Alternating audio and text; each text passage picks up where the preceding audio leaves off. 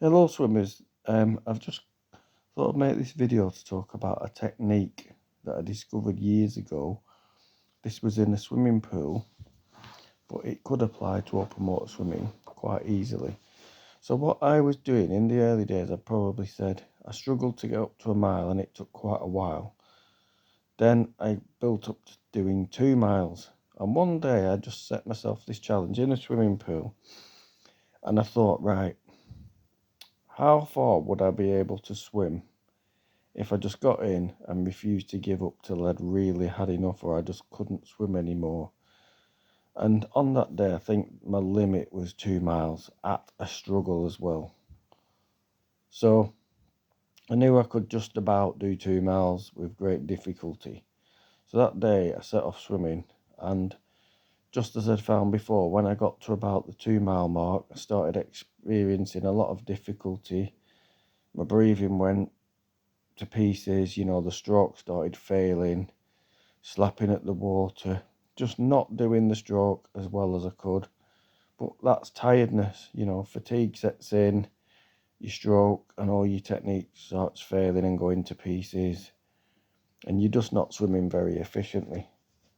But it was at that point where I got to 2 miles and I thought, well, I can't just keep sitting at this level, I have to push forwards and try and do more. What could I possibly do to get more out of myself? And it was like something switched on like a little onboard computer. What have I got at my disposal to keep me going? And one of the things I had noticed is every time my hands entered the water as I was swimming, I could hear quite a loud splash, like a so I thought, well, am I punching into the water? And I started to think about the angle that my hands entered the water.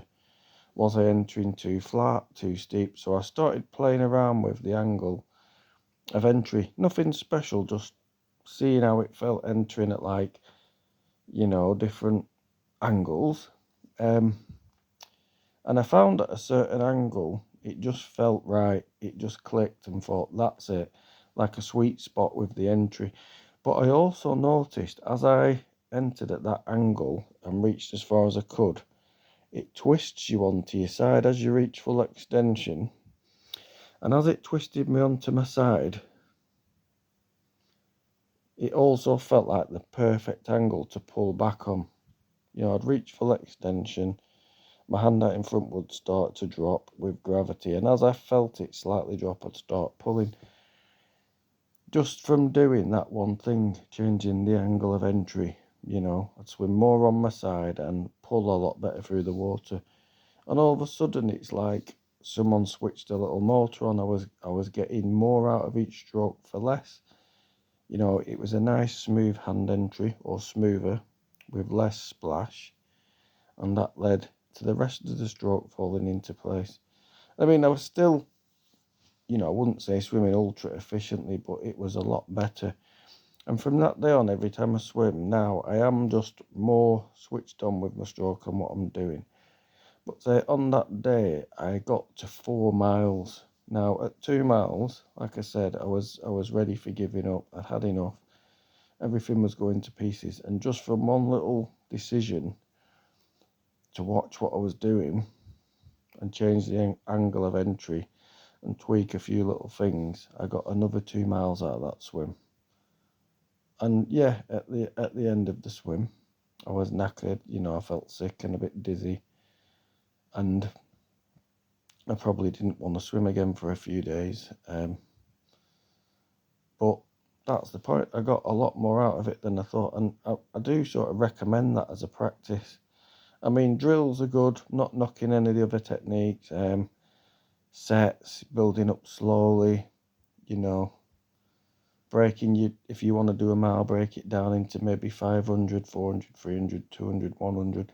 All of these things are valid, but even though this might sound a bit far out and a bit of a strange way of doing it, I think if anything, it just highlights weaknesses in your stroke. And you've got to know whether you're a pool swimmer or an open water swimmer.